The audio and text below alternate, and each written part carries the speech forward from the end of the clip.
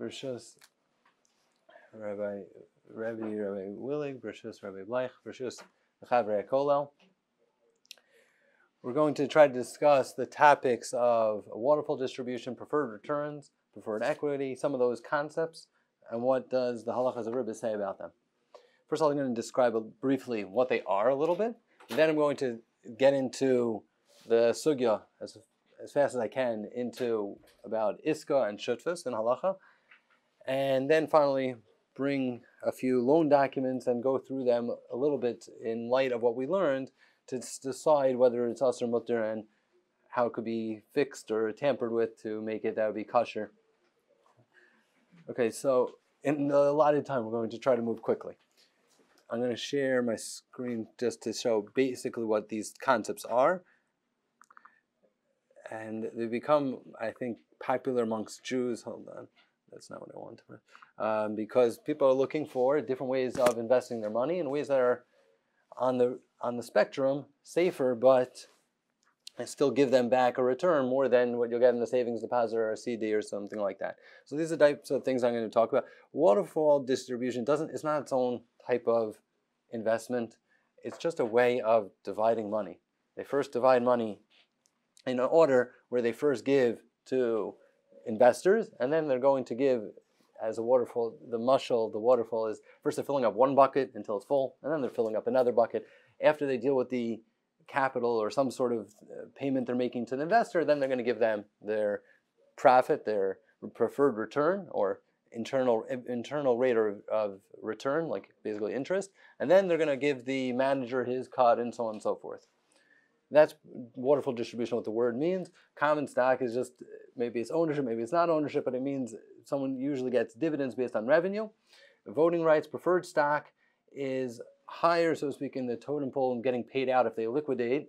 Preferred stock, someone who owns those gets paid before the common stock, but they don't get any voting rights, and usually they get a fixed dividend as opposed to a common stock, which doesn't get. And preferred equity is more in like the private sector as opposed to a big publicly traded company, but it's similar in that no voting rights, but also gets a fixed determined dividend. And that much more problematic in Hilchos Rebbe. Even if we'll figure out ways to matir some of the other things, waterfall distribution and preferred stock, preferred equity is going to be much more, even in the finance world, they consider it a hybrid between debt and equity, not just ownership, but actual debt. Why? Because it's a fixed return. Fixed return for your money, you put in money, and they say they're going to give you a preferred return on your equity that you have, even in case where there's no revenue. Okay, so that will be a major split between some of the other things. Without a shvua. Yes. No, and that may be there may be sometimes in places where preferred equity may be mutter, but it needs to be dealt with appropriately. Okay. Okay, I'm so to speak giving the chaburah without using heteriskas. Heteriskas would be able to solve and maybe solve more simply than regular loan agreements. Okay, so this is just in a capital stack. Just when you have a big traded company, whether it's private, public, you could have something that's dead that pays the least amount, but it's very fixed, it's very specific, and until they're bankrupt, they have to pay every dollar. That's paid first. That's the top of the stack. It could be paid the least percentage. That's debt. Preferred equity is what we were talking about before. Is that they're going to get perhaps a revenue, a fixed distribution, and then but they don't get voting rights and so on and so forth. Common equity, it's like stock or some other ownership. And then general partner ownership has to do, general partner means the manager, the sponsor, the person who's running it. Okay? This is what a waterfall distribution is in words, and we'll give a chart. Basically, it means there's different tiers. These are just examples. But first step is they want to return their investor capital on what they made. Make sure that they pay them back for what they invested. That's the first step. Now, there are a lot of different ways of cutting up a waterfall distribution. There's a million different types, but generally speaking, it's run something like this. The first tier is to make sure that all the money that they're bringing in is going to go 100% of their revenue. We'll make sure to cover their capital. Then we'll make sure to cover their preferred return. Let's say it would be 7%, sometimes 8%, 9%, somewhere in that range. And afterwards, then they're going to give the revenue to the sponsor, to the manager, the person who's doing the work. As part of his incentive is if he does a good job, he's going to be able to cover the basis of paying everybody's capital, plus he'll be able to pay their preferred return, and then he'll make some money on it. That's what he's looking for. Carried interest is, again, it comes out, the sponsor, this manager, is going to end up getting a percentage of the company, an equity into the company. That's carried interest. The word interest there does not mean ribis, it means stake, percentage owned. Okay, this is just diagrams of the same thing of sometimes we return the capital, then preferred returns, that's the interest back to the investors, then catch up is we switch turns and we give back the manager and we give him a chance to catch up to get paid for what his job was. And then the remaining distributions, liquidation, is the last step. This picture on the bottom right is just as time goes on, sometimes capital is being paid back, or even if it's not being paid back, the distribution of capital events changes over time.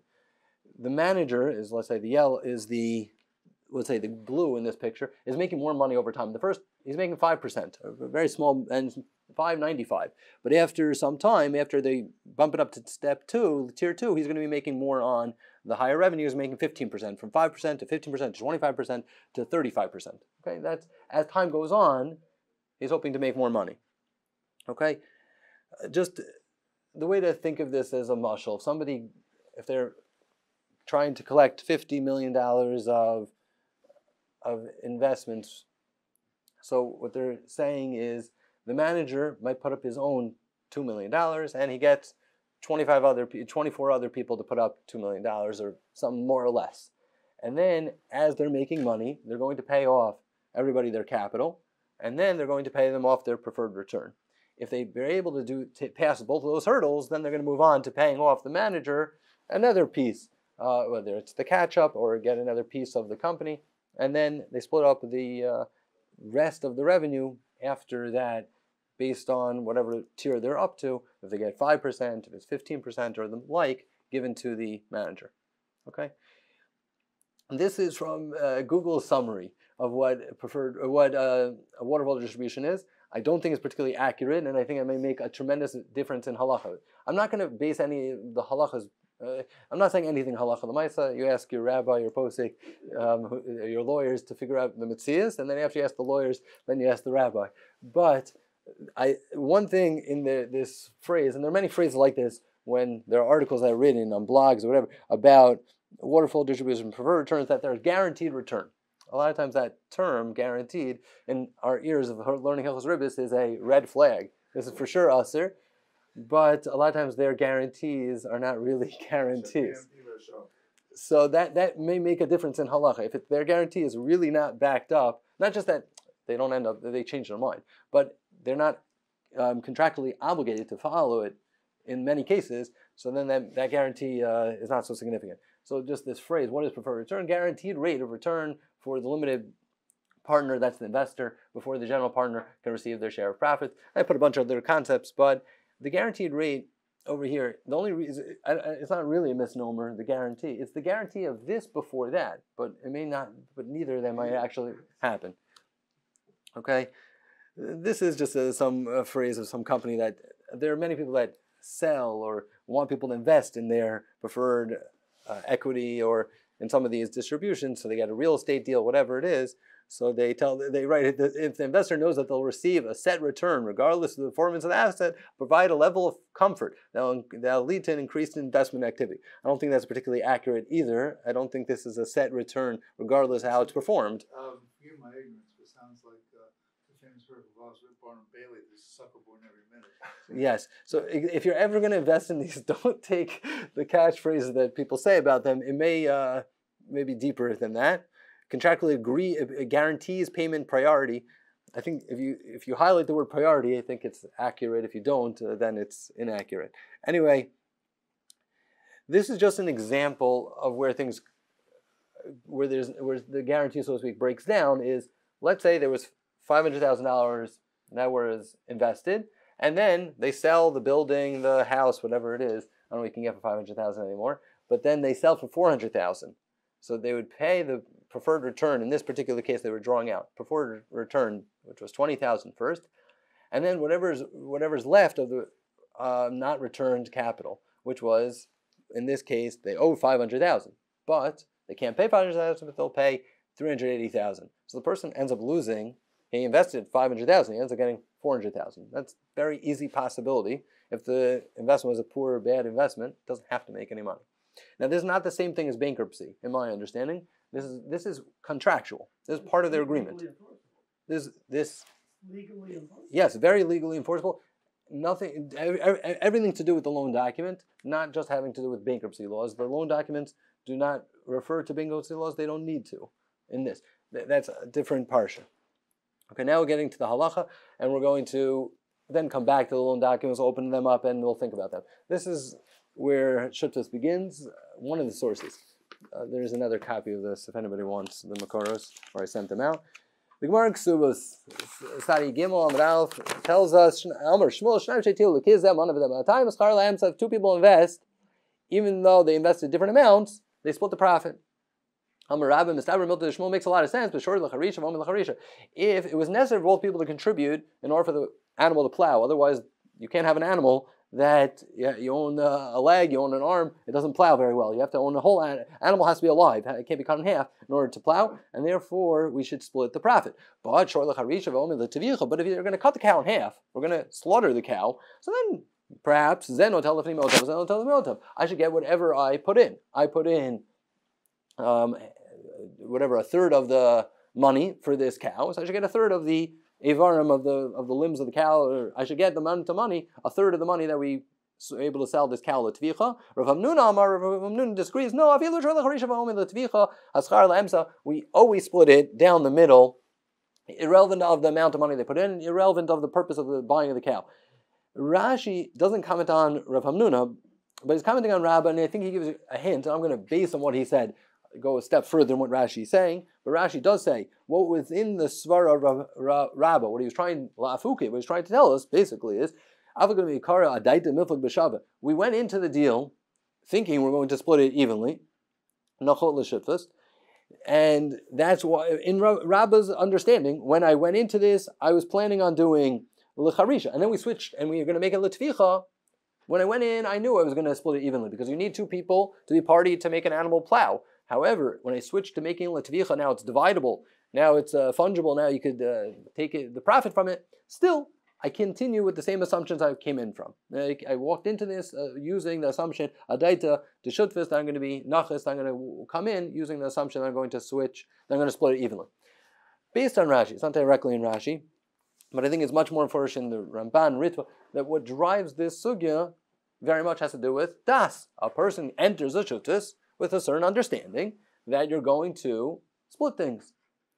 And even Rav Hamnuna was also working with that. Now, there could be a lot of motivations and reasons why this might be true, but therefore it's not surprising, let's say the Rambam is going to write, all these things are kol fiyat tanai. If you'll make it tanai otherwise, explicitly, I don't want to split it evenly, so we're not going to split it evenly. Whatever your tanai is, it's all tali and das. Now, there is a few machlukot rishonim, I put a little chart on the board, whatever, with what the Gemara is clear about is when I buy something, it's, I guess the bottom right is a little bit hidden, but if when I buy l'charisha and it comes out l'tvicha, that the Gemara is very clear. There are three, thank you, sorry for bother. There are three cases in the Gemara, or the Gemara starts shnayim shetilu kis, and obviously they're investing in something. The Gemara doesn't clarify what the case is, but that's great. That's Shmuel. The next two cases are what Rabban and Rav Hamnuna argue about. What the Rishonim is talk about, what if it was bought l'tvicha, and we end up doing tvicha? We knew from the beginning to the very end, and it's not explicit in the Gemara. So the Ritva says, maybe the Ramban seemingly says this is Rabbeinu Chananel. The Gemara was very specific. It actually only talked about those two cases because if it would be l'tvicha and ends up l'tvicha, then automatically I assume I'm getting back the money I invested. I invested a third, I'm going to get back a third. However, the Ritva and the Ramban both disagree with this Yesh Omrim. They think, no, Rashi basically is trying la'afuke, that type of opinion. Rashi says the reason Rav Hamnuna gave us that case was to teach us a chiddush, and Rabbah was commenting on the case of Rav Hamnuna. But does he fundamentally disagree? He fundamentally disagrees in all cases. Even starts with l'tvicha, we knew we could split it up from the beginning to the end. We could split it up, and still we ignore that, and we always go la'emsa. We still do schar la'emsa. That's how the Ramban Ritva hold. Okay. Now, I don't think it fundamentally changes how we look at shutfus, but that's just a beginning aspect of this. There's another machlokas, the Rosh and the Rif, in terms of what happened when the Gemara says l'tvicha, we're going to do tvicha. Does that mean? We did tvicha while we own it for our own barbecue, or it means we sold it? So the Rif says it means we sold it. But if we're going to do a barbecue, then we should actually split it le'evarim, even according to Rabbah. And the Rosh says, no, it doesn't make a difference. We always meant to split it. Even when we're going to make a barbecue, we're also meant to split it down the middle. Okay, that's Shulchan Aruch goes with the Rif. That's another machlokas. But again, I don't think it fundamentally changes the calculation. Now, what's the svara behind this? I put this is in Rishonim. The Rashi, I was building on Rashi. I said, Adaita dahachi nachos. The Rambam, I'll say the Ritva's language is nichale b'shetfutei. This is not on the sources, but the Ritva says a person sometimes is willing to give in. I should really, and it doesn't make sense that we're dividing this evenly. I paid 2/3 of I sponsored 2/3 of the project. Why am I only getting paid half? That's not fair. So says the Ritva, no, it makes sense because sometimes you don't, even if you have some amount of money, you can't finance the entire deal. So you still required somebody to be involved in the project, and therefore you were nichale. It was okay with you, but you wanted to make a partner as long as you agreed to the partner. So you understood that you're going to split it up evenly. That's the Ramban and Ritva. I wrote Rambam, I really meant Ramban, and Ritva, they both speak that out according to Yerushalmi in that vein. The Rid says a different svara along the similar lines. Sometimes certain people are better at business than others, and they're smarter, and they know how to do certain things better than others. And so I might be interested in getting involved into a shutfis, even though I might make less money on my dollar. I'll put in 200, even though the guy's putting 100, because I know he's really smart in business. It's a good idea to trade with him.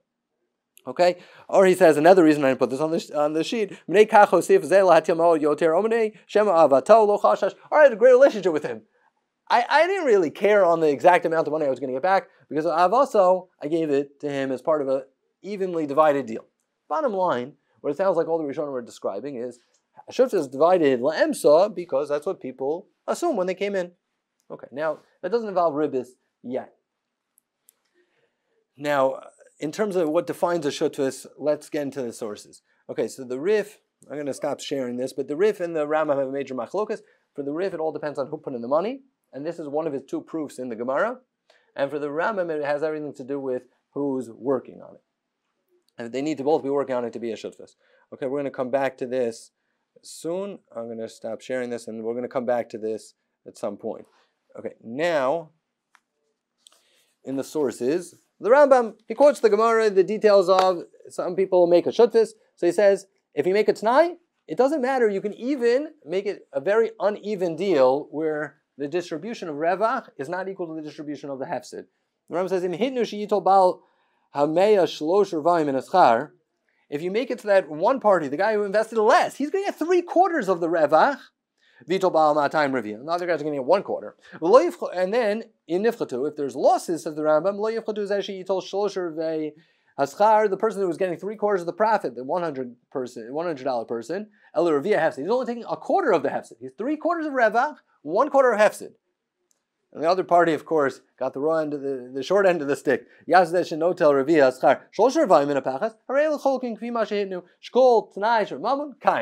whatever you want when it comes to mammon. That's the Rambam. Parak Dal Hilchos Shluchin Shutfin.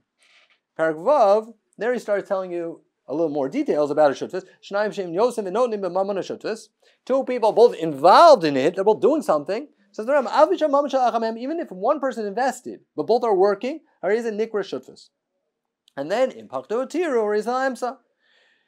If it was only one person working, then even though the money belongs to both of them, that's called a shutfis. That's called an iska of the Gemara, and then we have to deal with the rules of make sure it cannot be kar l'schar. Now, where did the Rambam get this idea from? The Rambam's shutfis, the Rif has two proofs. One of them is the Gemara Ksubas, that a shutfis is when both people put in money. Another one is Rabbi Elazar Me'agronia. And there, in the Rabbi Elazar Me'agronia story, it sounded like one person's working, the iska. And the Gemara in Ksubas didn't say anything about two people working. So where did the Rambam have this idea that shutfis is two people working?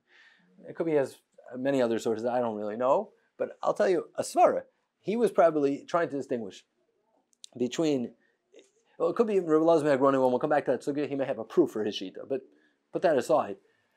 It just could be a svara. He was trying to distinguish between iska and shutfis. The Rif noted that the Gemara in Ksubas doesn't mention you have to pay schar tircha.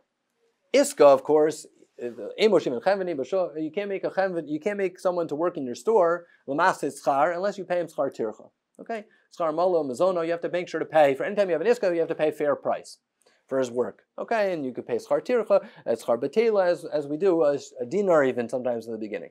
Wonderful. The Ram says, but in the Gemara in Ksubas, it doesn't say that you have to pay anything. Shnayim sheitilu kis, they both invested. It works out very nice. That's schar lam, so you don't have to pay anything. What's the difference? The Rif says the difference is this is called a shutfas, not an iska. And what defines is they both put in money. The Rambam thought maybe that wasn't mistaber. Just because they both put in money shouldn't fundamentally change it from an iska. Still, it could be if one person's working, one person's not working. He's working for free. Why is he working for me? Now, the Rif, I think, is going to have answers. We may have an answer, but he might not. The Rambam may have thought misvar. It's very difficult to explain why it's different than iska. Why should a shutfas be any different? He's working for free on my portion. I should have to pay him. It must be that we're both working. Now there's great svar. When we're both working in a shutfas, the Rambam says sometimes people don't make the same salary.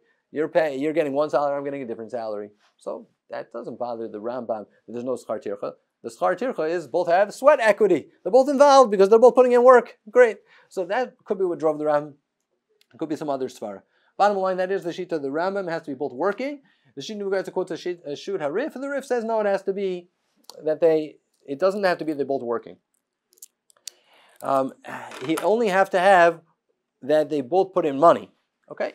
And his proof is Rabbi Elazar Agronia, which I'll explain hopefully soon. But that's the sheet of the Rif. The Rif in the Tshuva, or in the sheet of Gebeza, only actually mentions in terms of Rif is schar tircha. You don't have to pay schar tircha. That's very clear. As long as you have mamon b'karen, you don't have to pay schar tircha. He doesn't actually say you could distribute the ravachim, hefsedim, however you want. He doesn't say anything about that. The Shari Shvuos, which is from the grandson of the Rif, it's not actually the Rif, even though the Beis Yosef quotes it as the Rif. He says something that's much closer to this concept. He says there are two types of shutfas, and he mentions one of them is chibur mamon b'mamon. When people join forces with money, that's called a shutfas. When chibur mamon in malacha, one person working, one person sponsoring with money, that's called iska. But in terms of shutfas, chibur mamon, ben jiaska shem mamon, ben jiaska echal levado al kol yasazel lezekfi atnai. You can follow your stipulations. Chutz me'ashas Torah. Now this line didn't make it into the Achronim. That's in the Shari Shvuos. It wasn't quoted. Many, I'm sure, had the Shari Shvuos. Most people didn't quote this. They quote rather what the Beis Yosef quotes from the Smag from the Shari Shvuos, which doesn't have this line. I'll just quote the Smag for a moment.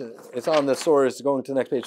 Zion. There, it's the Smag actually says, anybody put money into it, one person working, it's a kari esek, it's not an esek, el shituf.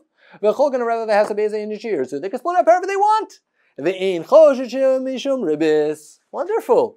This is going to be the penicillin. This is going to solve all our problems. Many of the things we were talking about before could be a shutfis. Both people put in money. If you hold like the smag and the Rif, not everything, but maybe we're going to be able to solve all our problems.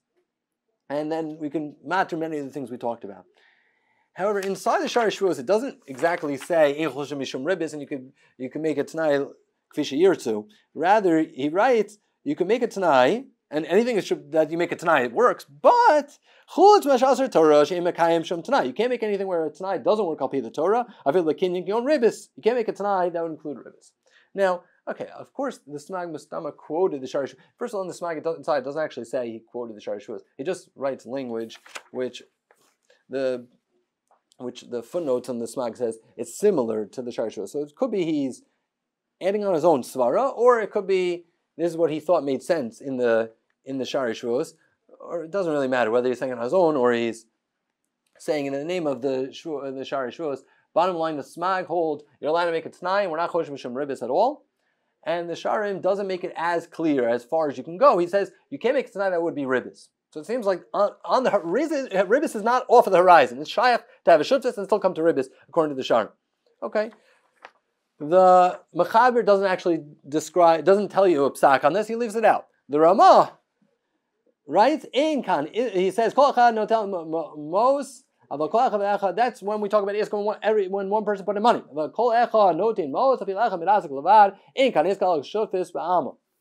If they both put in money, then it's called a shutfis. He doesn't explain in terms of how they're dividing it, but the Ramah just writes there's no need for schar tircha. This is Sif Gimel, it's talking about schar tircha. You don't have to pay a dinar from the beginning.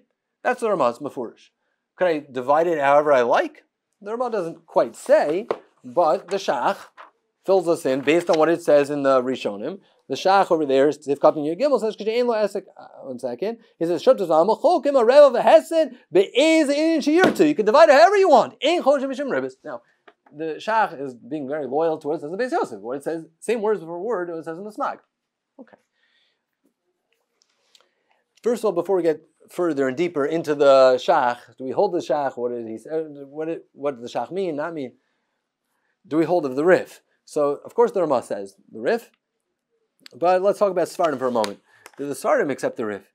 So the Chidah writes, look, the Rambam says not. It disagrees with the Rif, and the Maram Jalanti, Magen, who was a Rishon LeTzion in the 1500s in Yerushalayim, he also held like the Rambam. Maral Nach, the Marikash, a few of them held like the Rambam on this particular psak, which followed the Rambam, which didn't follow the Rif. Okay. There's the Bedek Abayit in Simchav Hey in Choshen Mishpat that the Rambam is Mar Da'atra of Eretz Yisrael, and we always follow the Rambam, except when we don't. But the possibility is we should follow the Rambam. The Binat Adam says the Beit Yosef Pasak Kedat. First of all, he writes that the Ramah is Mekel, and that's how Chachmas Adam is posek. Like as is the regular Ashkenazi all poskim are all pasking like the Ramah. Ashkenazim Yosim Berad, the Bnei Yisrael Yosim Berad Ramah. But by Sfardim, it's not such a simple, clean-cut question, because first of all, you have the Chidah, but there are further proofs that maybe we should follow the Rambam. In Choshen Mishpat, Yeah. Okay. No. Okay, so if you have both working, then I'm back to the same kulas. The Rambam, well, so it could be even big kula. And exactly, it may even be a bigger kula. So holding the Rambam may not be trouble. But it may still be a problem. It just depends on the case we're talking about. If it's only one person working, one person not working, which a lot of these cases are. You're open to both be working and you still have Yes, that I'm very open to, and in fact, I think that's correct. That'll be correct. But I meant the following: that if only one person's working, one person's not working, that for the Rif that's called a Shutfus, and if you say the way the Smag and the Shach all learn that Ein Choshim Mishim Ribis. So the Rambam would not hold of that kula when only one person's working. Because the Rambam doesn't call that an iska. He calls that an iska, not a. And we'd follow the regular rules of iska. Where all the dinim of iska, you can't make har of the schar, so on and so forth. So in Choshen Mishpat Kovayin Vav says, hey, the Mechaber there quotes in Dinei Shutfis like the Rambam. Shnayim and Nosim and Otanin. It's pretty meduyak there that he holds like the Rambam. The Gra, the Mefarshim there note that. Another diuk is that the Gra makes a ha'ara that. The Mechaber is talking about Schar Tircha, and he gives you a kula about Aris. Imayam in Asik Ariso, Haylo Asik Acher, Imshar Lalo Schar Acher Klal. If you have an Aris, a sharecropper working for you, you don't need to pay him at all. If he's working for you and he has an Asik Acher. Usually Asik Acher is a different job, he's working, I'm paying him to work for my job, I have to pay him a dinar, or a motor shlish. Over here, I don't have to pay him as an Aris, I don't have to pay him anything. If he's doing Asik Acher. Where did that come from? Says the Gra, well, this is the way the Rambam led the Gemara by Rabbi Elazar Agronia. Rabbi Elazar Agronia, Samach Tanim and Alf goes as follows, that the Aris of Rabbi Elazar was working for him as part of an Iska. So, in the beginning, they split Ravachim 50-50, except the head. Rabbi Elazar gave the worker, the sharecropper, the whole head. And his wife heard about this and said, wow, there's a great deal, you should become a shutaf with Rabbi Elazar, he pays you well. So he made a shutaf with him in the next cow. And then, when they were splitting it up, they split the tail, and Rabbi said, okay, let's split the head. I said, wait a minute, last time you gave me the whole head. How come you're not giving me as much as I got last time? So said Rabbi Elazar Agronia, last time I had to pay you, Schar Tircha was because that was an Iska. And if I didn't pay you, it would be Ribbis. I would pay for your Tircha. But over here, now that you're Shutaf and I, we're Shutafim, I don't need to pay you for Schar Tircha. Then the Gemara says, but now you're working for free. And the Gemara says, an Aris is Mishabed to the Balakarka, the Aris is Mishuban. So what it sounds like is, and let's say, wait, Rashi sounds like he's learning the Gemara. Oh, we'll talk about other Rishonim in one moment. But the way that the Rambam learned the Gemara is, we're talking about Schar Tircha, and there's a special kula cut out for Aris, which is usually you have to pay somebody, even if he has another job, alongside what he's working. But if he's an Aris, he has tangential benefits based on what he's doing. I'm sorry to interrupt. The sound doesn't seem to be working for any of us online. Oh, one sec. I can do the sound from my. Oh no, I can't.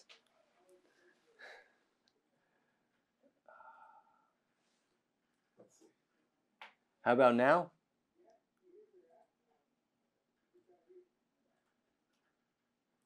Could you hear us now?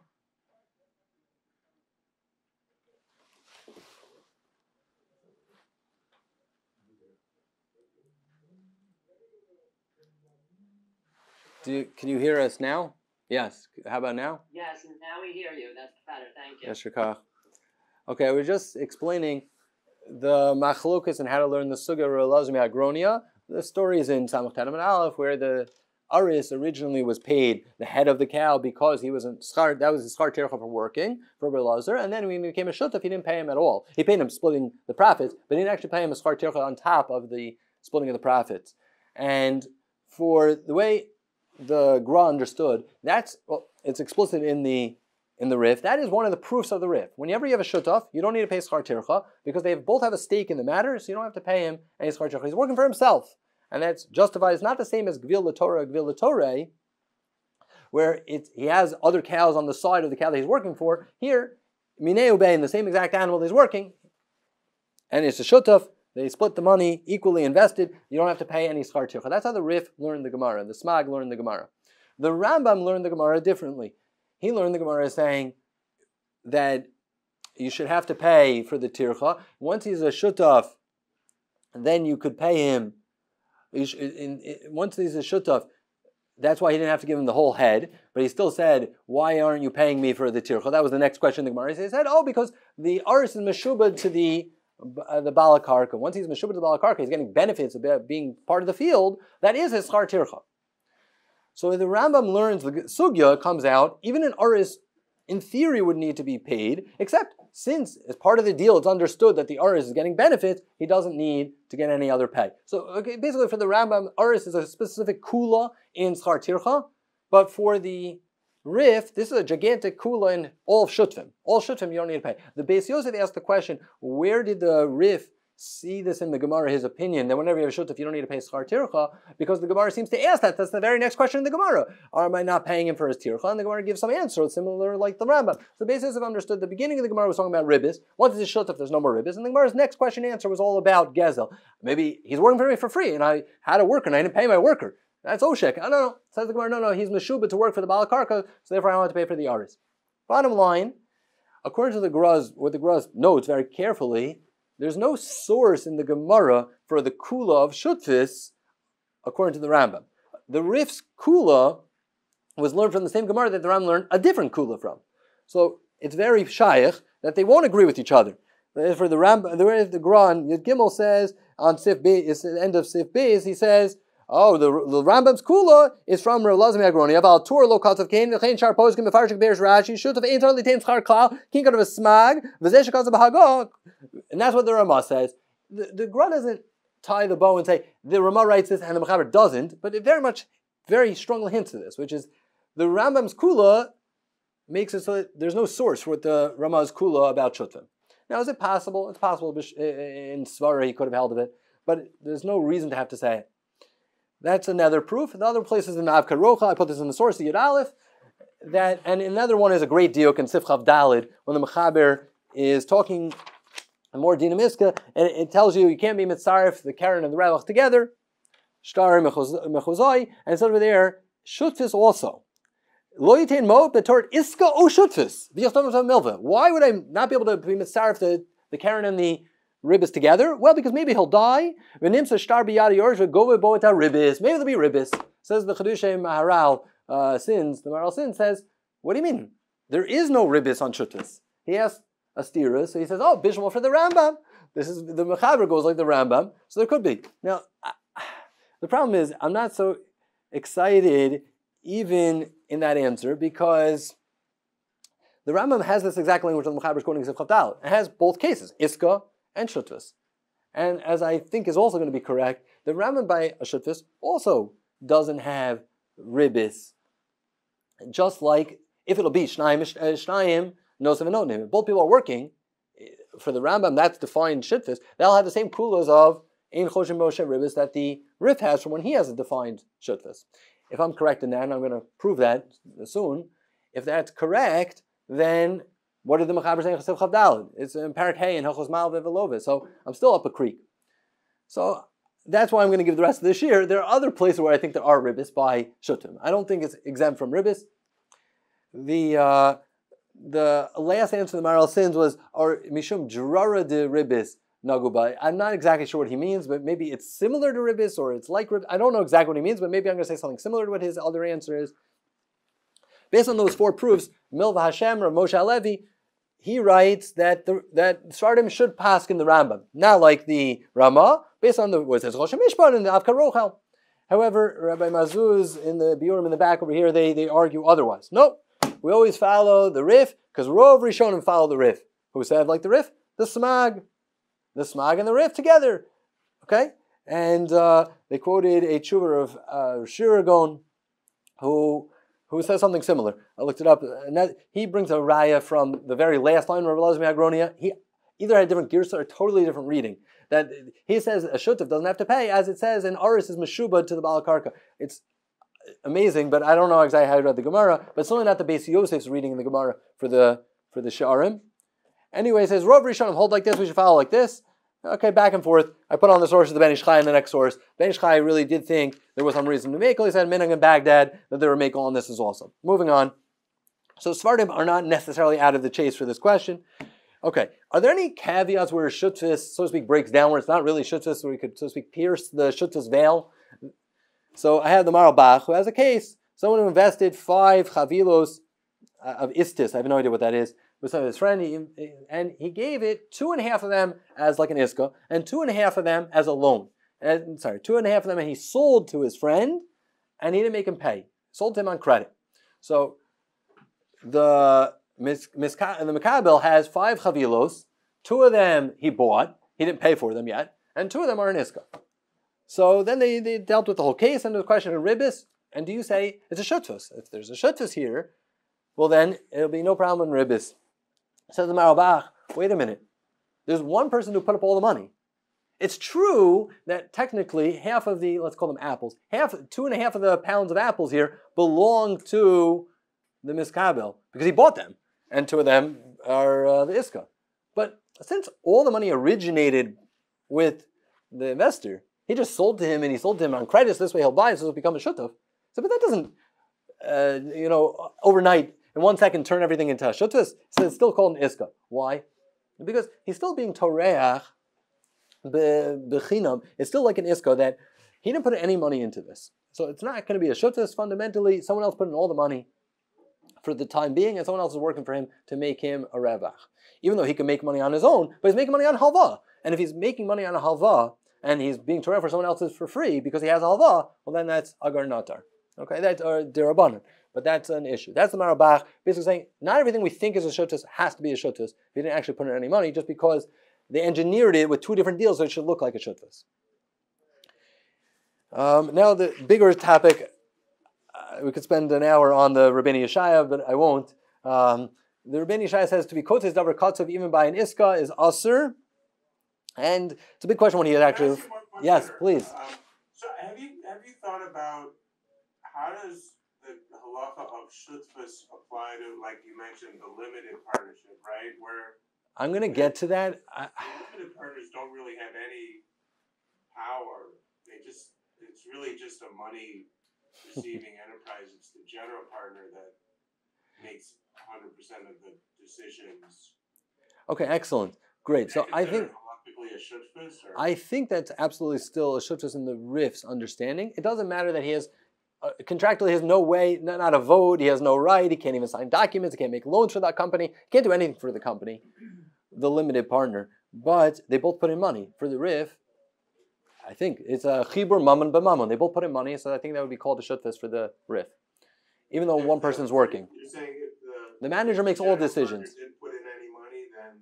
Oh, okay, yes. Then if the general partner didn't put any money, then we're back to what I would think is an iska. Been for Rambam, been for the Rif, that's an iska. And for iska, as long as it's structured, so to speak, in favor of the investor, which many of these are, preferred return, I think almost by definition, is that way, then it's in his benefit, karv l'schar, rach l'hefsid, even if it would be exactly 50-50, it would be aser, unless you make it an iska that's mutter, you have to make it so it's not karv l'schar, you have to pay him. There's a way that has to be correct, that has to be fixed. Let's say with the heter iska, but that needs to be fixed. And not simple just by paying schar by itself. If it's still karv l'schar, that'd be a problem unless you have a heter iska. Okay, so it's very, very important. Yes, that will be a big breakdown, whether or not the general partner put in money or didn't put in any money. And that depends.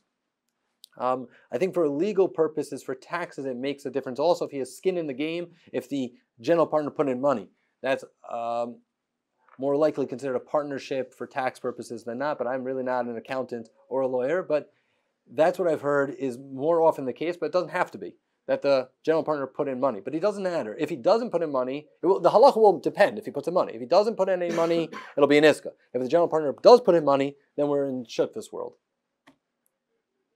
Okay, I'm going to go straight through. There's a question what the Rabbeinu Yeshaya really meant. Did he mean I'm being kotzev with an iska that I'm going to give you 6% or whatever schar I want to give you, whether or not there's ravachim, or only when there is ravachim?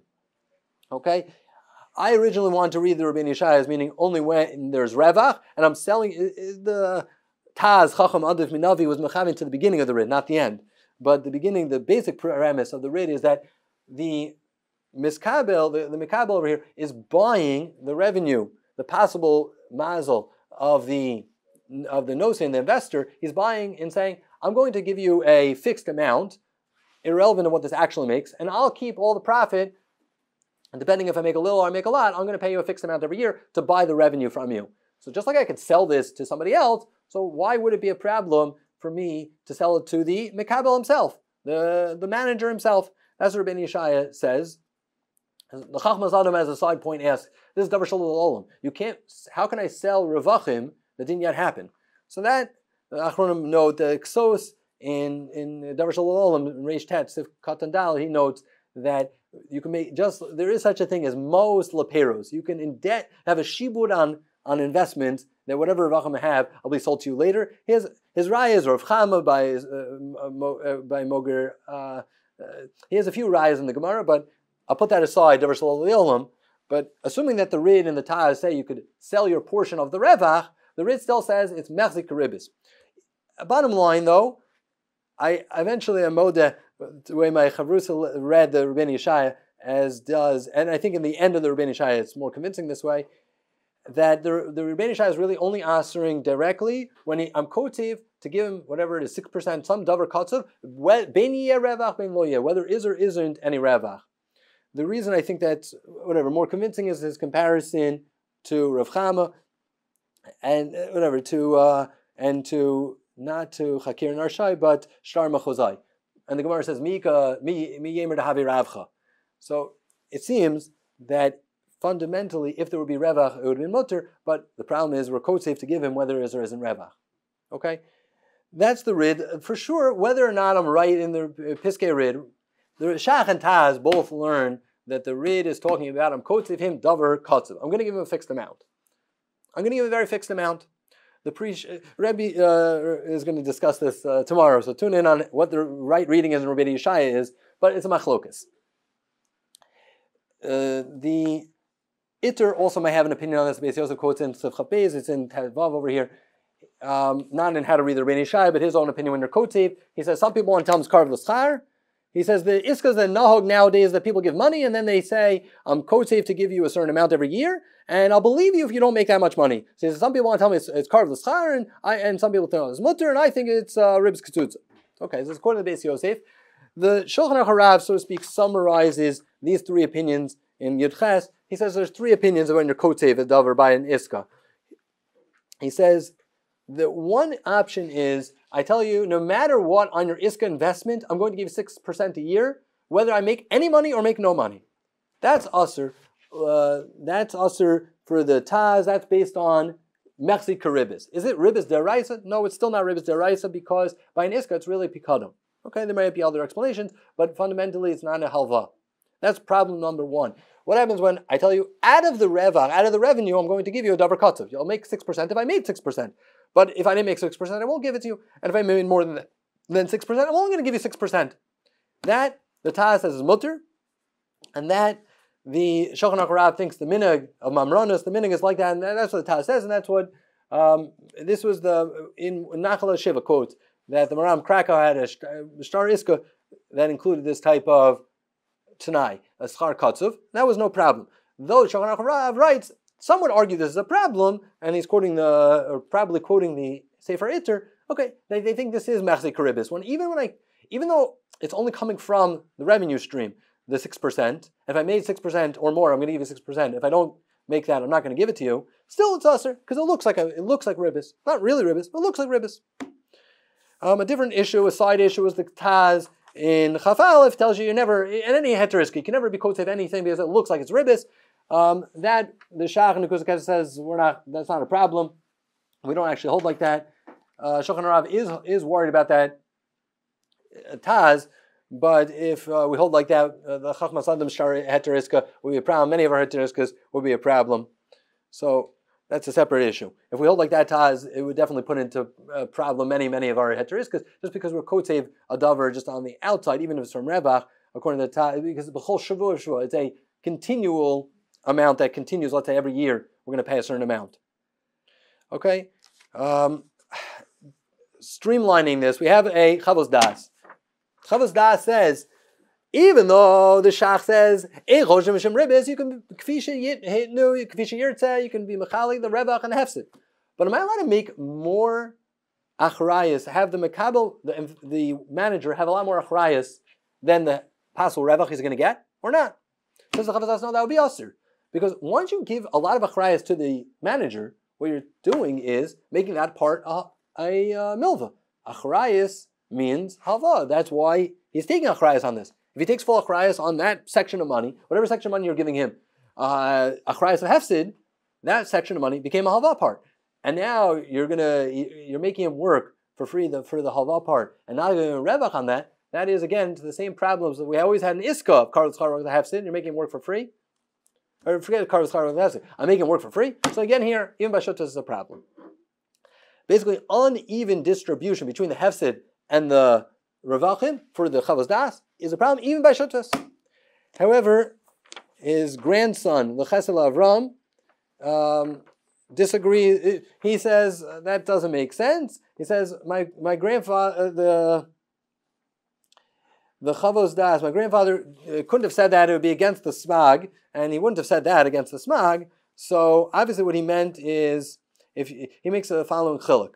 If we have more time, we'd explain. Why is, whatever, I'll do this slide after summary. He says, fundamentally, it's only usher when you're paying mikiso from your own pocket, but if you're paying from the shutfis, there's no problem in even giving a lot of achrayas to the mikabel. There's no problem with that, because fundamentally, an iska, and shutfis never has any problem of ribbis. It doesn't matter how you divide it, like the Smag said. Okay, more time. The Darkei Tshuva likes this. The nephew of the Chesel Avram, the Eretz Tzvi, not from Ta'omim. He also passes like this. There are many achronim who go like this. The Minchas Yitzchak. We're talking about banks and credit unions where they do one loan for a different loan. If I lend money to them, then they're going to lend me money later. So Elveni Elvelcha. So he brings in, but we accepted the Chesel Avram, and if it's not paying me kiso, it's only me beso. And if it be a shutas, he says maybe whenever you, lend money to this bank, it's more similar to credit union, but whatever, to a bank, you're like a shutaf. So he wants to rely on that opinion. The Chagad Yamin really does like the argument of Chesed Avram. However, the Bris Yehuda really doesn't. He goes more with the Chavos Das. Right, Reisman goes with the Chavos Das. I put some of the Makars. I can give you any of the Makars. Basically, it's a machlokas a poskim. The Torah's Ribbis quotes different opinions on this. It's a machlokas. It's not a simple question. The Rabbi Mendel, Menachem Rabbi Shafrin also quotes that the Chavos Das is machmir, not like the way the Chesed Avram understood him. Okay. There's a lot more in Tshuvas like on this topic. Let me just bring out one more point, then we'll get to the loan documents. I wish I had time for the other 10 pages over here. Rosh Zalman Auerbach says, why don't we look at every person who put money in their savings deposit as a shutaf for the bank? And then you're allowed to get ribbis from a shutaf. So the fact that the savings account gives me 0.01%, whatever it is, it gives me is because maybe I'm a shutef. I gave money in the safety deposit. I gave money to the bank in my savings account. Now I'm a shutef with 1 million other people in the bank. And they're allowed to give revachim however they feel like the Shach said. And he doesn't bring in the chavas das, but he seemingly negates the chavas das or is not excited by it. He says, of course, you can have what we'd call preferred returns. He says, of course, if you make 2 people make a shutfus, and Reuven's worried about getting money back, and Shimon's not so worried. So he says, in the first year, we're going to give all our revachim to Reuven. Second year, I'll take all the revachim. He says, of course you could do that. What we'd call preferred returns. He said, that's definitely not a problem in ribbis by shutfim. So he said, maybe by bank, that's what's going on. But then he runs into trouble. He says, Sarachin, though, because there are other things. We're going to get new shutfim later on. And we're going to have to then... The bank's mechayev? Even if there's hefsed. Okay, so Rosh Hashanah doesn't get down that road, but yes. Okay, so he says it for a different reason, 2 reasons why he doesn't think it's a shutf, because we continually add more shutfim. And okay, but many of the contracts we have, we dilute revenue and capital a lot of times, often. But okay, the other thing he brings in is what happens when we don't make revach, what Rabbi Bleich brought. And so he said, fine, we're just getting revach earlier. When we'll make revach, then it'll be fair. Right now, I'm giving a return. Eventually, everybody will get their portion. I'm just giving preferred returns. I'm giving it earlier. Reuven will get this year. Shimon will get next year. You're right, we didn't make any revach this year. But I'm giving out money. But the problem is, he says, the problem with this is, he says, what happens if they don't make a revach until the person wants to take out all their money? He says, they should have a clawback and say, well, these 5 years you're part of our bank, you're shuttev in the bank, we lost money. You should take back money. And many of these preferred returns absolutely do have clawbacks to taking a lot of money back, and we'll get to that. That might make things better, but the banks don't have any of that. And so Rosh Hashanah says, obviously, Sarachin, if you can really call this a shutfus, in Mincha Shlomo Chavches, in Paragraph Baram, he's not saying Lamaisa, he thought it was a shutf, he thought that it was a svar. But basically like this, what I wanted to raise is that there's many cases, there are basically many cases where it's impossible to say that just because we're using the term shutfus, we can matter also a ribbis in the world. For example, what's obvious, if you give him all the achrayas, the mekabel, the manager has achrayas on every penny of it. Well, obviously it's not a shutfus anymore. That everybody agrees to. The Divrei Gaonim, quoting Rabbi Yitzchak, I was quoting Rabbi Avram Yitzchaki, Rishon LeZion, 1700s, Chavrusa, the pre-Chadash. He writes that if you would give preferred returns, whatever it is, on the first year 100% to one party, he said that would be a problem even by a shutfus. At some point, certain poskim are not excited by calling something a shutfus and giving somebody all the returns. For example, the Marshdam, I had time to go through it more carefully. He brought Rabbi Bleich was saying, a shutfus where it gives davar katsuv bein yerevach ben loya. I give back revenue no matter what happens. When I make losses, I give you back revach. That already is also, and he says it should be an Issa Daraisa. He has a lot of arichos. Marshach, a student, there are a lot of nuances in each of these cases I wish I had time to describe. Fundamentally, he says that's also an Isser. He says it's Pasha Daraisa like 8 times. It's obvious, and it's Daraisa, there's no question. So at some point, based on, let's say, the Marabach case I started with, where all the money was provided by one side. Even though part of it was on credit and part of it was from an Iska, but like at some point it's not called a Shutfus anymore. Because just because we use the term shutfus and it happens to look like 2 people are putting in money, fundamentally it's not a shutfus. Now, what it really draws to the question is, why is it that ribbis is exempt? Why is shutfus exempt from ribbis? Like that, a magic, wand. We call it a shutfus. He puts in $1. You don't need any hatiris because all of a sudden you can do all the ribbis in the world. Obviously, that's not true. So, what's the svar? So, if you're the chavas das, it's not even a problem, because for the chavas das, a shutfus is just a kula in schar tircha. You don't have to pay schar tircha because he's working for himself. So if he's working for himself, I don't have to pay for his schar for his working. It's in the same animal, not gvil Torah. Fine. But in terms of revachim, you can't give more revachim or take more achrayas by a shutfus than any other iska. That's all chavas das learns. For him, it's very easy to justify why there's no ribbis by a shutfus, because you're not really doing anything more exciting than it is an iska. There's nothing else. Maybe it's not going to be deraisa because it's pikadon or whatever the halachic status of an iska is. However, what if you disagree with the chavas das and you're more makel? Like the Ches Lavram, the RIETS LHoraah, the Slach in his drushes, he talks a lot about ribbis. He has some cases that are similar to this. It does sound like he is disagreeing. He doesn't quote the Chavas Das, but it seems like he does not accept the Chavas Das. There are many who seem not to go with the Chavas Das. The Shlomo Zalman Auerbach seems not to go with Chavas Das. Chal Ben Yamin, Paskins, right? Reese thought there's grounds to be lenient against Chavas Das. What's the svar for that? So I have three svaras. Why could it be the Chavas Das? How could you argue the Chavas Das? Like, how could you justify why there's no ribbis in Mishutfis? So this might be, the Chol Ben Yamin says, basically I'm paying, it's in the sources, I'm not going to read inside, I'm paying for one person's skills or one person's connections. It's beneficially part of the Shutfis, even if we don't split it up evenly. It's not Mishum Agar Nutter. There's no Agar Nutter on the table. The reason I'm giving you extra dividends, even though I'm the manager, I'm taking a lot of achrayas, I can take a lot of achrayas and give you a lot of revachim. Why, says the Chol Ben Yamin? Because when you're part of a Shutfis, you're entitled to make money on your money, and sometimes it's worth it for you to pay, even sometimes schar kotzav of some sort, so that to be in connection with this guy, everybody likes to do business with him, so it's worth it. So it's unlike an iska when one person put in money and the other person's working. So why is he working? He's working for you for free. By Shutfis, they're both working because one person's working because they both have money in this, both have skin in the game, and the fact that I'm even giving him an advantage in terms of revachim hafsedim is explainable because of connections that he has, or he does business better than me. That's the Chol Ben Yamin. So I'm paying him for that. The Nesiv Shalom, he says it's a teva hashutfim, it's a whole different mahalach, but it's somewhat dome to Chol Ben Yamin. And Chesel Avram, he says because there's no shiva to go. Okay, I made this chart, which is going to be the nafkaminas, and then we'll see the loan documents. Is what happens if I compound my revachim that's kotzuv from a shutfus? Is that asur? I say I'm going to give you revachim on your revachim.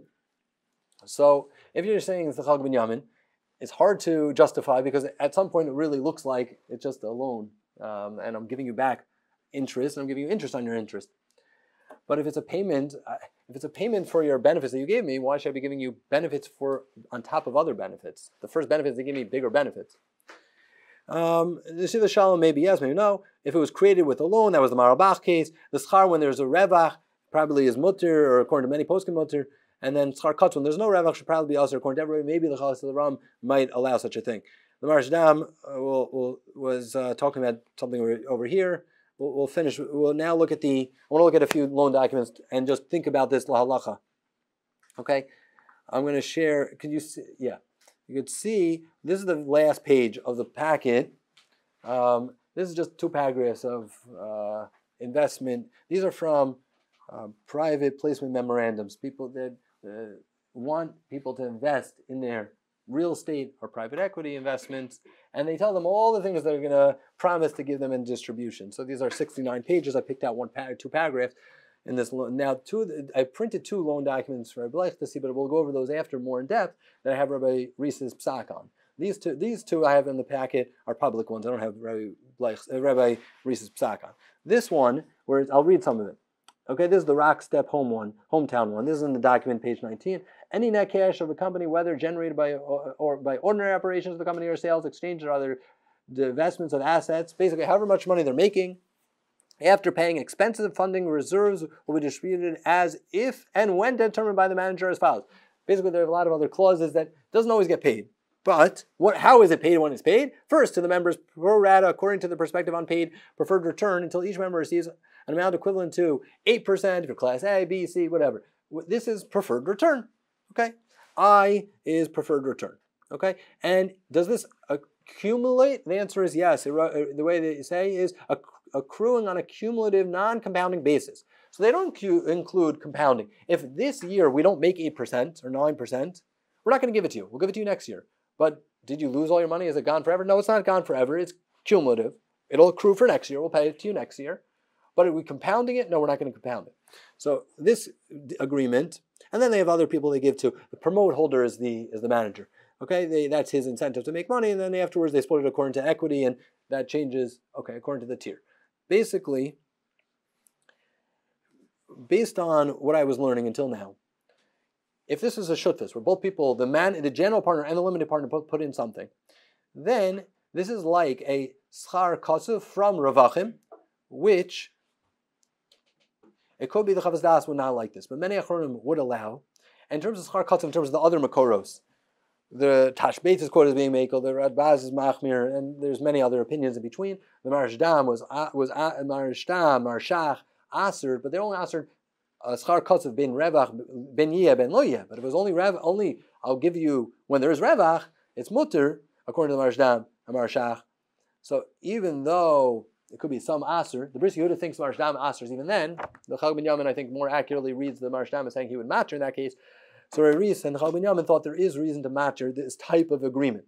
Now, Reis noted, and there are other problems. You have to deal with shtar very carefully. Sometimes it says if we take a loan out of the bank, everybody else in the company is a guarantor for the paying off the loan. And if one person pays it off on somebody else, that'll be a loan to everybody else in the company with interest. Well, then that's Ribis Ksuta. That type of line needs to be removed, or needs a heteriska if that is included. Just being a guarantor to begin with. There's anyway a problem in Kufayin for the Mechaber, to being an Arv Kablan, separate topic. Those type of issues can be dealt with. Could be removed, could be fixed. But this type of distribution fundamentally could be mutter b'ayis shatvis, according to not all poskim, but some poskim, in my understanding. The second one I had over here was preferred return, the Worcester one. First, from any distributable cash, members will receive a preferred return from their contributed but unreturned capital on their quarterly basis, according to their respective positive capital account balances. The preferred return is not guaranteed, meaning that the preferred return will not be paid in any particular quarter if one does not have sufficient cash available to pay it, as determined by the manager in sole discretion. This is the part that I really needed. If anybody is trying to be machmer on these, you could pick these to invest in. The preferred return is also non-cumulative. This one says if we make a revachim, we give it to you. And if you don't, we won't even give it to you next time either. According to this one, I think even the machmer Tava La Bracha would be excited to invest in such a thing. You might not make as much money. But they're not schar katzuv. They're telling you, we're capping your revach. If we'll make 28% this year, we're only going to give you 6 or 7 or 8, whatever. We're going to give you a certain amount. But if we don't make any money or make less than that, we will not give it to you. So that I think is, according to Chal ben Yamin, mutter. Now, I have 2 other things I want to show you to more carefully investigate. These are the ones that Rabbi Reis looked at, just to show one that an extreme, just so that they're not all identical. This is preferred equity, not the last 2 documents I was talking about was preferred returns and Waterfall. This is preferred equity. Preferred equity is much closer to debt, and here's just an example of why. Here in their distribution, the way they say it is, I think this is going to be also according to Kuliyama, but let's see if it's true.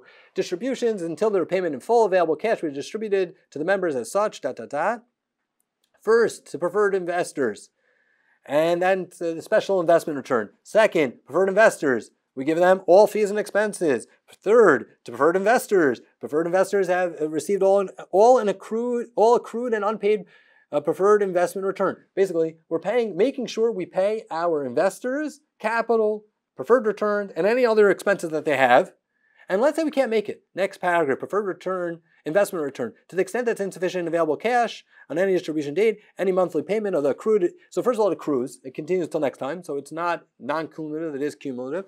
But further, and then it's going to be paid with such, and then it continues, common members shall, as commencing of the next distribution date, make a contribution to the company. They can ask any other common member of their company to have to make a capital call to pay the company, to pay off the preferred returns of these preferred equity investors. So they are guaranteeing that they're making, even if there's no revach ever, not from the beginning to the end, they're going to then call up some of our members and say, please give us money so then we can pay off Ploni Almoni so he can get his investment return. Certainly for a hefset. What? And certainly there's a hefset. And certainly for a hefset. So on this one, I don't think there's mekilim. I think this is a problem. It didn't come on the screen. All right, one second. Let me show you what I was reading. But this is the document. This is the document I was just reading from over here, is the preferred equity one. Those I would generally think is going to be usher for a Jew and Jew getting involved with, depending on the particular case. But this case, I thought was for sure usher, without a question. These are 2 other cases, Waterfall 1 and 3 I have over here. It doesn't, it shows them. These are the ones that Reis read, and he made a chiluk between the 2 of them. These are both operating agreements of real estate investments, both with Waterfall distributions. And if I had time, I'd go through like 10 different things and they have in them, but let's just go to the main thing. in terms of schar tircha, they often do include some sort of management fee. This one's 4% of revenue is going to be given to him. That's before anything else. So the manager often does make money. If they made any money, the manager gets some fee. That's for schar tircha. In terms of distribution, available cash. Liam Metzger, who helped me go through a lot of these things, he called this one more Hamish, just the way this was structured and set up. But it says over here, how are we going to distribute it? First, to members of unpaid preferred returns, pro rata in proportion to their unpaid preferred returns until their unpaid preferred returns are reduced to zero. So basically, we're going to pay them for the preferred return. Second, to members who have unreturned capital. They reverse the order of some of the things that we've seen before, but it doesn't really make a difference. Paying the return, then the capital, it's all the same for this part. And then thereafter, 25%, 75%. Okay, let me just look carefully where they define preferred return. In the second page over here, preferred return to any member, whatever, 6% per annum, not so aggressive, cumulative but not compounded. Okay, so that is, in Rabbi Rees's understanding, there was reason to matter this without any heteriska, because there was schar tircha given to the worker, but you didn't even need that because it really is a shutfas. Both people invested, and it was given from Ravachim, and it is cumulative.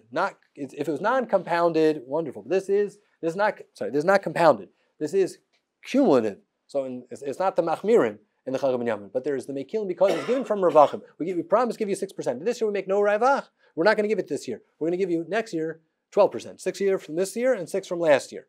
So this, it's only ever paid from ravach. And it comes out all 10 years or whatever of the investment. It makes no ravach.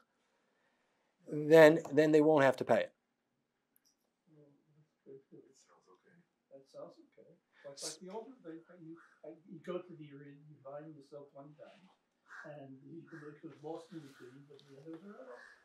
Right. Okay. So okay, good. So there is something to say for this case. However, the other one is a little bit more aggressive investment. Did it ever occur to anybody to couple this with an insurance policy? Okay. So I'll pay you I'm sure someone has thought. I'm sure someone has thought of it.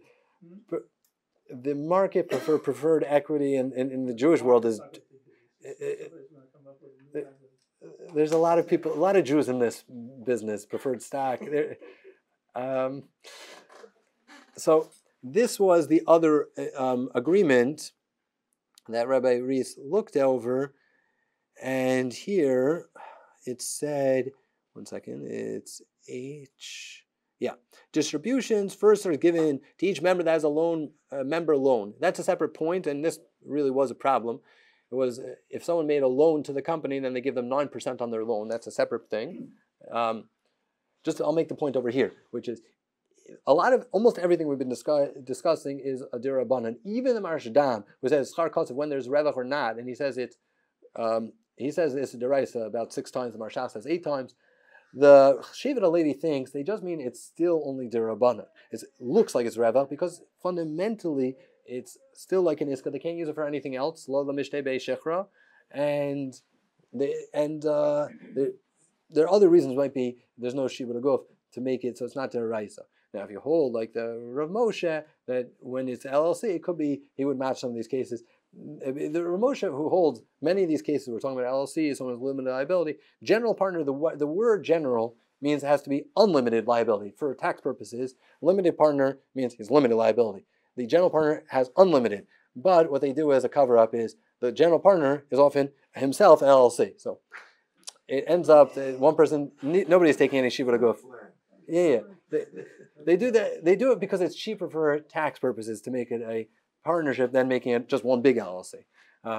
But our purpose, if you held it purely a Ramosha that you're allowed to take interest when the borrower is an LLC, a lot of these cases the partners are LLC. That could be mutter. But I'm assuming not like him, not like Ramosha. So then some of these are an issue. So one more time on this last one I had over here. Third, to the limited members who invested cash in the amount equals 7% return on their capital. Basically, it should be a comma over here, but it means anybody who has invested cash, we're going to give them 7% on their capital contribution, compounded each year. It means if we didn't make money, I'm going to give you 7% this year, even though we didn't make any money. now I can't give it to you this year, I'll give it to you next year, but I look at it as your capital as though it has increased 7%, and next year I'm going to give you 7% on a, not $100, but $107. So I'm going to give you compounded. So Rabbi Reese thought he wanted to make a chiluk between, unpaid amount shall accrue. So the first Rabbi Reese thought it should be usher based on the word accrue. If something accrues, it means we owe it. We're saying we owe money, whether or not we made any money over here. Cumulative just means we decide how we're masna on a kvitanai, ravachim and the hefsedim kvishyirtze. Fine, that's cumulative. I decided arbitrarily 6% this year, next year 12% because I didn't give you the 6%. But when I say accrued, it means I really owe you. How can I say I really owe you? That's the Marishtaf. He thought it was usher. Then after a long discussion with a lot of people looking at these documents, I thought that even accrued fundamentally comes out similar to cumulative in terms of dollars and cents. It means the same thing. But, and many documents used in the same sentence. But one thing that Reese was not willing to go back on was compound. Meaning, if it wouldn't have been compounded, some of them don't have compound. Compounded on the accrued. That he thought is problematic. Meaning, if it wouldn't be compounded, some of them are just cumulative, accrued, but not compounded. He thought, once it's compounded, sounds like it's a problem. I can imagine someone had told me that a certain Talmud Chacham was matir, even certain types of these distributions. I can imagine, based on the Chassid Avram, I could imagine certain siurim how you could matir, because fundamentally a lot of this is it's not like preferred equity. We're going to call people up to have to pay you back. Fundamentally, it's only coming from the general shutfis. Correct. Fundamentally, it's somewhat a shutfis, and it's only coming from ravachim. And when we liquidate and we don't have any ravachim, we won't have to pay it, even if it was compounded. That could have been a salah hakal even by compounded. Lamaisa, we tried to learn these different topics, and it's not simple. But one thing for sure to take away is you can't possibly paskin on these without having seen the exact language, because it's mechalik very, very, very delicately, carefully between each and every case. Okay. Thank you. It's not a business for good Jewish boy. No, it is because to think about hamtzah is to think I can get around it. Has nobody's ever thought about insurance coupling? They're not worried. The people selling the preferred are trying to get everybody in the world to buy their thing, but they don't make as much as they sound like they're making. They tell. The reason I think a simple reason they want to do it is they're just not going to make any. They're going to make very little money. No, if you're looking to structure this in their place and without using a doesn't really make much sense. The way to do it is to write an insurance policy against it. Now, assuming the insurance policy is enforceable, but even if it's enforceable, they don't want to lose from their. They're making if they're really. No. That was anything. If they're. If they're only making 6% and then they're going to start losing another percent. That's what they did. If you're looking, you don't need an insurance. For most of these things, the way they look is the bottom last dollar is $135 million. $135 million until I'll lose my revenue. So they're pretty confident. You don't need insurance companies. Built into the system is a lot of guarantees. Calling on you to provide more capital. No, that sounds risky. I want to find out ahead of that also. That's what they do. What I've heard is that's a very Jewish business, the preferred equity. It's a very small business in the world. Because not with my retirement money. And insurance companies going to write a policy for Southern California, say they're fault, or Florida. They actually limit. They don't let anybody buy these things. You have to be an accredited investor to buy these things, because they think someone who's a fool is going to buy them and then get upset. That's what I said. That's to go back to Water Bailey. Suckers born every minute. They're just looking for suckers. I don't know if it's a bad idea. You have to ask a financial advisor if it's good. I'm going to stick with my pension, my Social Security, and that's it.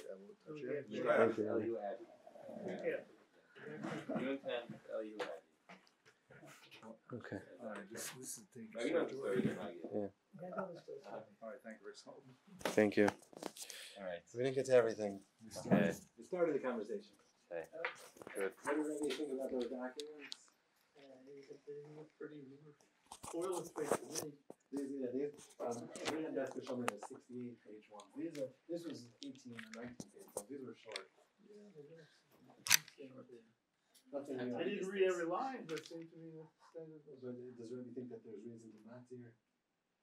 For women's life, I don't know if it's sold up yet, but we That have. was when I was showing them. Oh, yes. Okay. Limited liability corporation, that doesn't mean anything to me. And they're doing whatever they're doing, capitalist response. If it's not written properly, I'll show you how to fix it. No, I was assuming they're written properly. I wasn't asking they set the law. I was asking, yeah. It's Is not, it- I mean, probably no big problem here.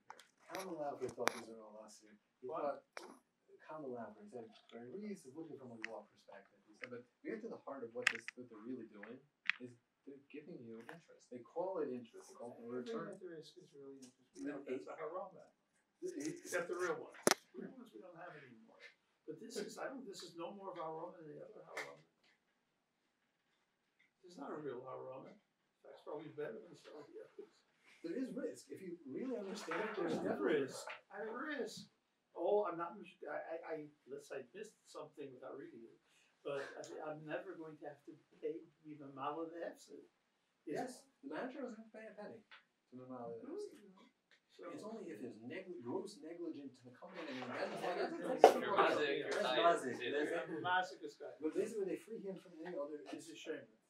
Yes. Like a patent for also. In this one, it actually has a line. We will not charge any interest on any account. It was written by Joe. But that I don't We know. won't charge Rebbe as long as they call something Well, else. yes, I don't know if that matters, but just. Yes, they have to It Rebbe. sounds to me as if it's blood kosher. What's wrong here? Alright, fine. Because I thought I should have told brought Joe this morning. Colin. So why do we have to? It's gonna have to Rebbe. It's called Rebbe. Then it's what? I'll try to. I didn't read the base Havad. They said all preferred equity is aser, but they understood it as ben yeh ben lo yeh, and depend if that's the case. That's not what it's supposed to be. And you said That's not what it's supposed to be. no. But they also wrote they had to pay me kisa, which if that's No. the case, You never have to pay me kisa. if that's the case for sure, it's actually not. Here you don't pay me kisa. It could still be us. You don't pay me kisa. We paid from your capital. I'm losing my capital because of him. Because of the AC. Because of the ASA. So that's what it's here for. But Of course I'm if losing the my capital. manager would lose That's not his called me money. kisa. Okay, so I'm losing my. Rebbe likes that story, but Rebbe doesn't hold. Does Rebbe like the Chesna Ram Svara? It's very similar to Ramosha, just specific. Forget it. Doesn't exist. You don't like Shiva Haguf. No, that's nonsense. I thought I Non-Shiva Haguf. Chesna Ram is before. I can years before if Ramosha. that's true, I can. I don't need anything. I'll call in the poitiki. I'll put in the word apoitiki, and then it's clear. There's no shivud other than whatever I put into these little ASIC here. He can sense the reason why an Iska is not the Raisa is because there's no Shiva Haguf. He says that. He is a Shut. It's also not the Raisa, the same reason. Told you that. It's not the reason everybody else. Then it's easy to do everything. Right? And why did anybody before them was interesting to it?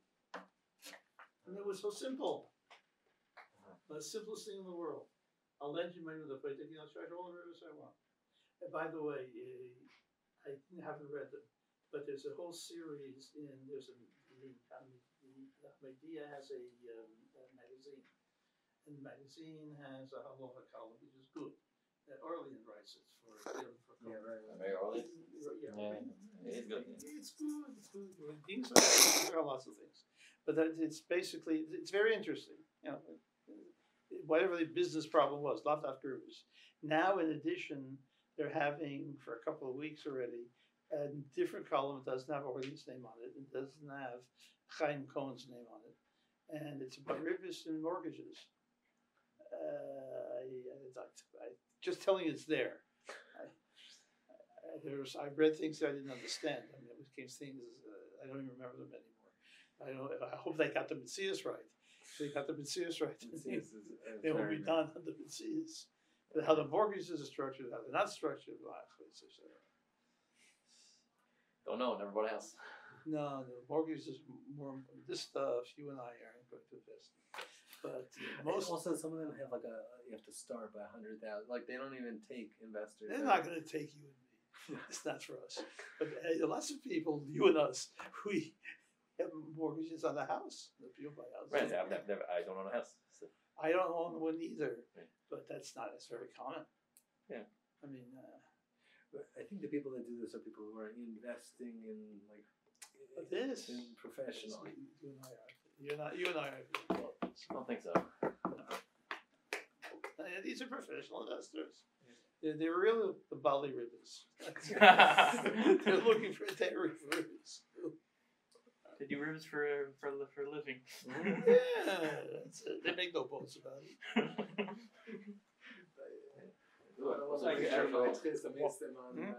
don't want to wager my chest on. No, but maybe Heter Gomer. Yeah. There's the ribbons this mutter. That maybe is the issue, though. Yeah, I'll sell on the dummy. Well, most of these are dirham on them, so that makes it tighter.